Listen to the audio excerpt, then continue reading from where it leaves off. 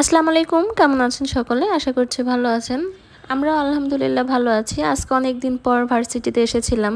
প্রয়োজনীয় কিছু কাজের জন্য আজকে ভার্সিটিতে আসতে হয়েছিল। আমার যেহেতু শরীরটা ভালো না, যারা আমার আগের ভিডিওগুলো দেখেছেন তারা অনেকেই জানেন যে আমার গত কয়েকদিন ধরে শরীরটা অনেক খারাপ। বাসা থেকে ভার্সিটি পর্যন্ত আমার আব্বুই আমাকে নিয়ে গিয়েছিল, তো আব্বু ভিতরে যাবে না বলল।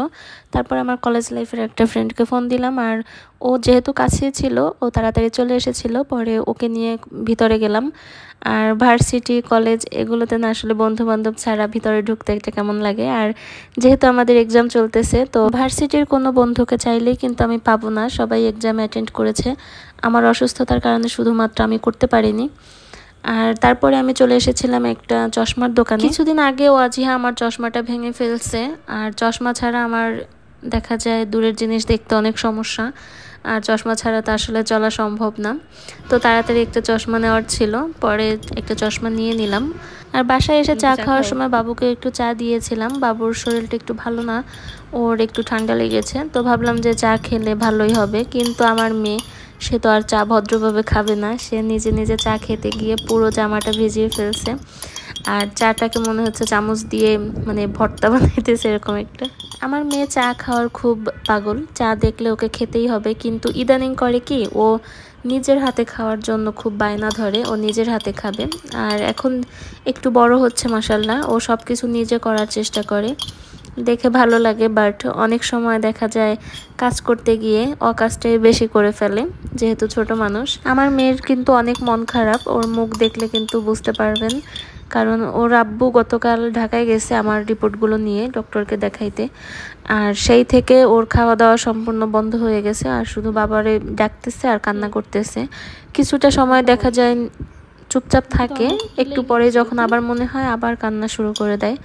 আর খাওয়ার মধ্যে একটু চাটা খাইতেছে, বারবার দিলে একটু চা খায়।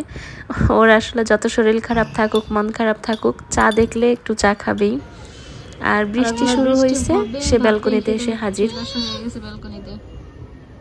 আম্মু তুমি কি বৃষ্টিতে ভিজবা? কি মা, প্যান্ট না পরে এই ফালাবা না আম্মু, ফালাবা না। টু টু ঠান্ডায় চোখ মুখের কি অবস্থা আম্মু তোমার, এদিকে দাও।